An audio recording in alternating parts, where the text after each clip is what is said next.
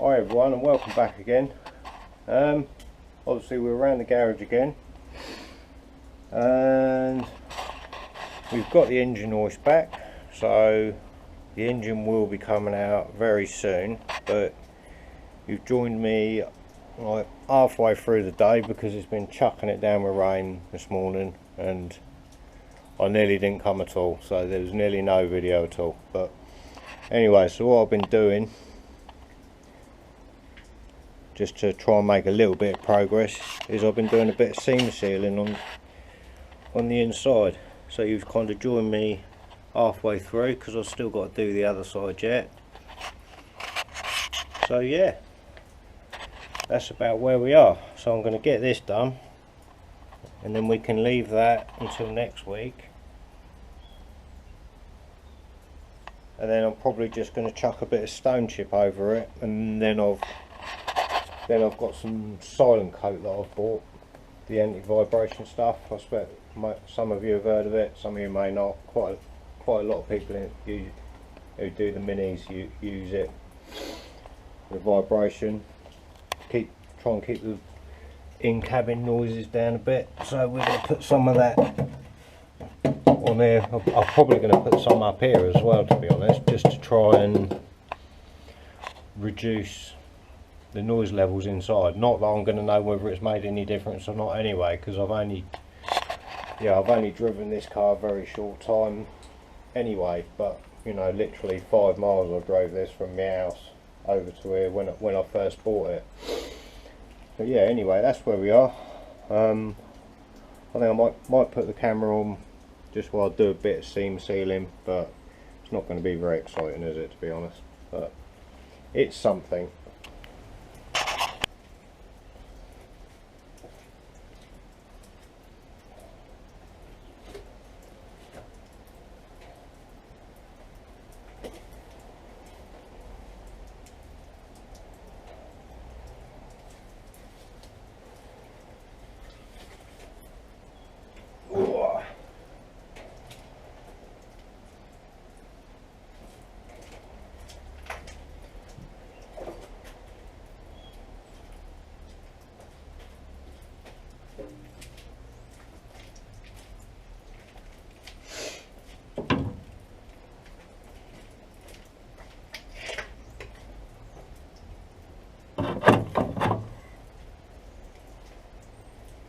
Right, so some of you may agree with how I'll do it and some may not, but what I use is this brushable stuff. You can get it on eBay. When I bought it, you get a brush with it. The brush is kind of like a nylon brush, but I have actually bought a couple more because I know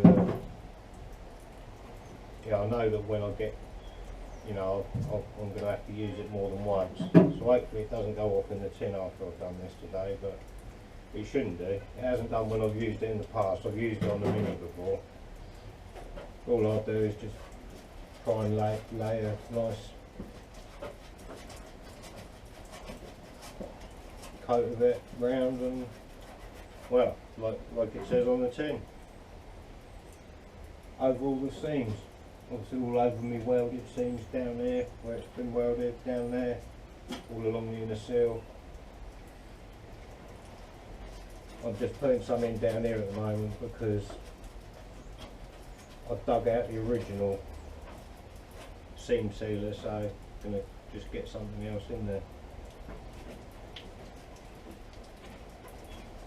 I try and work it in there nice so it, you know, so obviously it needs to seal the gap.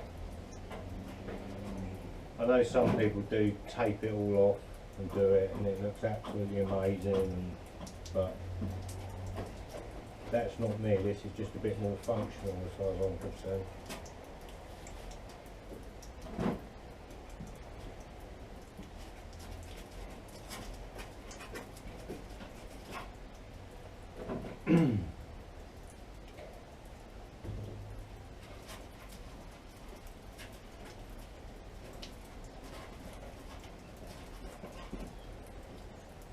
Yeah, I might not be the neatest, but as long as it seals up all these welds, then that's fine by me.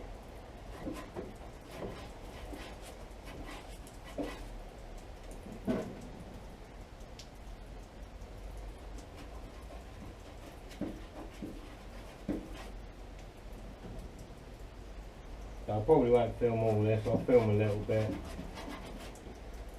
and then I'll come back to it when it's all done.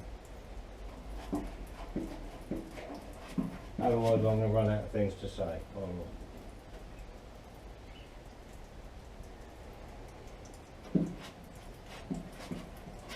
Like I said, once I've got this done, then I'm going to start to unbolt the bits out the engine bay and get that engine lifted out.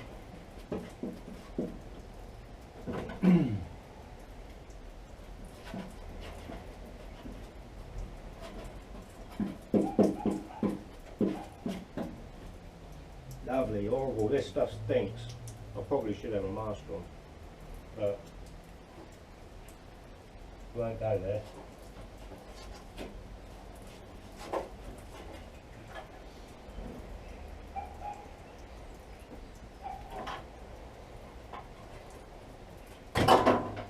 Oh yeah, my glasses are broken as well, just to make things even harder. So we've only got one arm on my glasses. With some of the keener-eyed viewers might have noticed that anyway.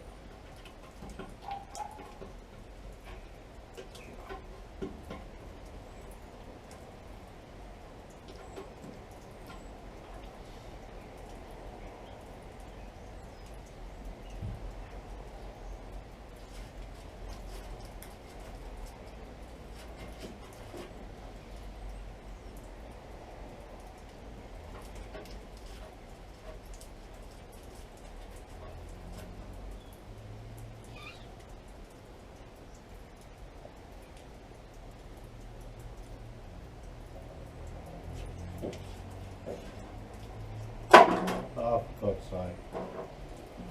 Right, well, I think that's enough filming anyway, and I'm going to get the other pair of glasses out of the car. Right, so back again. Yeah, so I finished off my seam sealer, which it's not the prettiest, but it definitely do the job I needed to do anyway. So at least all that's all covered up now, and then that can dry out while I'm doing something else. But yeah, it's another little job dropped. So next thing is to get this thing out. It should be fun. I don't know how much of this I'm going to film. It might be in there, and then in the next shot it might miraculously be out, or I might miraculously go home. I'm not sure, but I'm going to start unbolting a few bits and pieces anyway, get the radiator out. Yeah, disconnect the prop and all the bits and pieces, but it's got to come out. Need to do the welding down in there. Need to give it a good cleaning as well, you know, and give it a paint up, which obviously is a way off. So we're going to get that out, and then once that's out, it'll probably be back onto the back end then and get that finished, I think. But yeah, we'll see how we get on. Right, so I've started to take a few bits off under the bonnet. Got it jacked up in here. I've got to put some axle stands under it in a minute, because I'll need to get underneath it. But we've got the radiator out, it's over there. I've disconnected all the wiring. Some of the throttle and bits and pieces was already disconnected, like the heater and stuff. So there's not really anything else left to undo up here now. I am a bit gutted though, because I don't know if you can see, but there's some, I don't know, there's something stuck on the rad, so I'm guessing that that's had a leak, which is a bit disappointing. But why should I be surprised with this car? But anyway, so that would probably have to be recalled, I expect. But obviously it's an automatic rad, so I don't even really need an automatic one. Even if it was a manual one, it would be fine now. But I even surprised myself by actually undoing the automatic pipes rather than cutting them off, because I was going to cut them off. I was tempted to cut them off because obviously I don't need none of that stuff. But then that's at the moment, who knows? One day in the future it might be different, mightn't it? Another project or whatever. So yeah, so I didn't cut them. But yeah, right, I'm going to get these axle stands under there. I want to crawl under there and undo all of the prop and gear linkage, exhaust, whatever else is left under there. Exhaust, I did start to undo the exhaust ages ago, I think, so I've got a feeling that it might just be the bracket where they're bolted underneath holding them, but it's only the downpipes anyway, the rest is all off, but we will see. Right, so it's a bit awkward filming under here, so I haven't really been filming what I've been undoing, but you can see the last bolt to come out of the prop there. Look at how much oil's under this old auto box, so there's oil absolutely everywhere.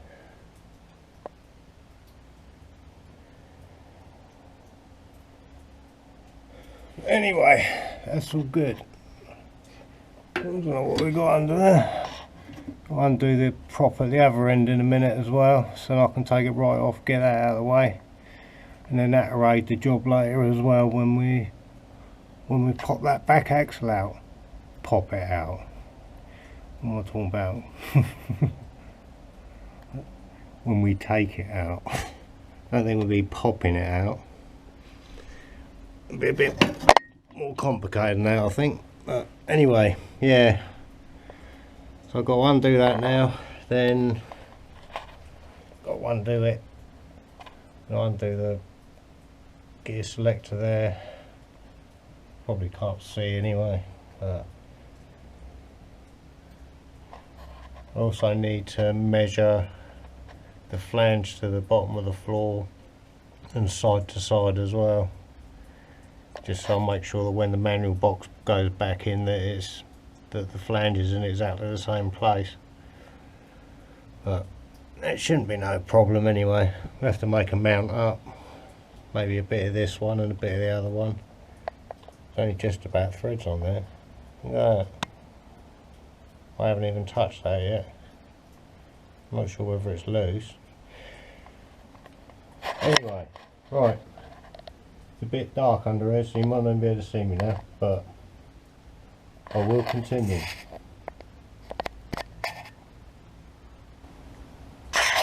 Right, so that's the prop shaft off,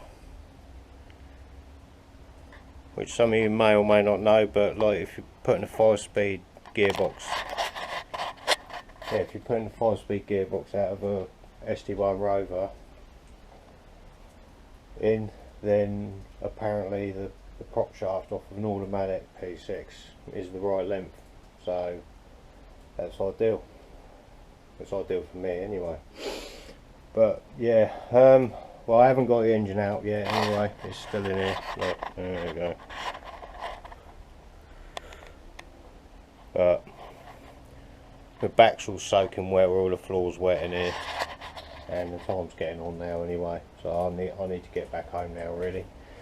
So unfortunately that's going to be it for today, although I am on holiday this week, so there is a good chance that there may be another video during the week, because I'm hoping to come back over here during the week and get this engine out, and then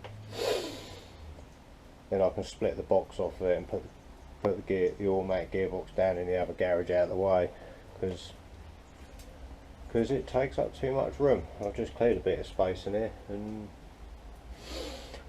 yeah, I don't want to start cramming it all in again. It's bad enough having this thing back. Do you want me moaning about it not being here so I can't use it, but it's also a pain when it is here because it's in the way. But we might stick that down the other garage once we finish with it as well. We'll put it over there somewhere. I don't know. It is handy to have it, but the amount it gets used, sometimes it's not worth it. Right, anyway, so I know there's not much content again, but at least I have actually done a little bit on the P6 today. Like I say, next time get the engine out, and then once the engine's out, it'll make it a little bit lighter to move it about anyway, and then I will pull the rear axle out and then finish the welding on the back and the welding on the front as well, because once the engine's out, obviously I'll be able to get in there and actually be able to see what I'm doing, because I just physically can't get to the bit that needs welding. But yeah, for now that's me done. Right, yeah, so catch you next time, and don't forget to like and subscribe. Cheers.